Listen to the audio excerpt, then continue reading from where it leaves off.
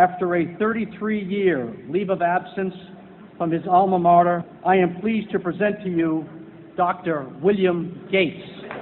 Thank you.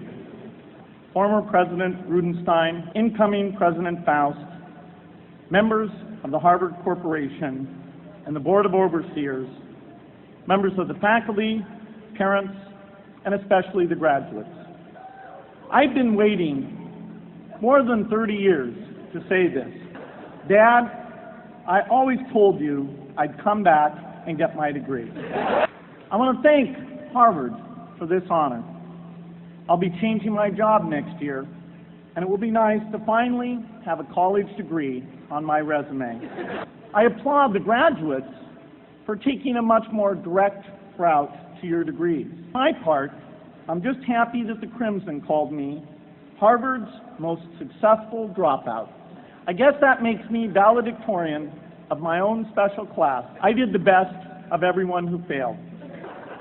But I also want to be recognized as the guy who got Steve Ballmer to drop out of business school. I'm a bad influence. That's why I was invited to speak at your graduation. If I'd spoken at your orientation, fewer of you might be here today. Harvard was a phenomenal experience for me. Academic life was fascinating. I used to sit in on lots of classes that I hadn't even signed up for. And dorm life was terrific. I lived up at Radcliffe in Currier House. There were always a lot of people in my dorm room late at night discussing things because everyone knew that I didn't worry about. That's how I came to be the leader of the antisocial group. We clung to each other as a way of validating our rejection of all those social people. Radcliffe was a great place to live. There were more women up there, and most of the guys were math science types. The combination offered me the best odds, if you know what I mean, getting up in the morning. That's where I learned the sad lesson that improving your odds doesn't guarantee success. One of my biggest memories of Harvard came in January 1975 when I made a call from Currier House to a company in Albuquerque, New Mexico that had begun making the world's first personal computer. I offered to sell them software. I worried they would realize I was just a student in a dorm and hang up on me. Instead, they said, "We're not quite ready. Come see us in a month," which was a good thing because we hadn't written the software yet. From that moment, I worked day and night on the extra credit project that marked the end of my college education and the beginning of a remarkable journey with Microsoft.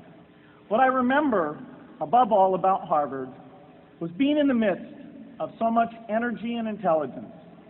It could be exhilarating, intimidating, sometimes even discouraging, but always challenging. It was an amazing privilege. And though I left early, I was transformed by my years at Harvard, the friendships I made, and the ideas I worked on. But taking a serious look back, I do have one big regret. I left Harvard with no real awareness of the awful inequities in the world, the appalling disparities of health and wealth and opportunity that condemn millions of people to lives of despair. I learned a lot here at Harvard about new ideas in economics and politics. I got great exposure to the advances being made in the sciences.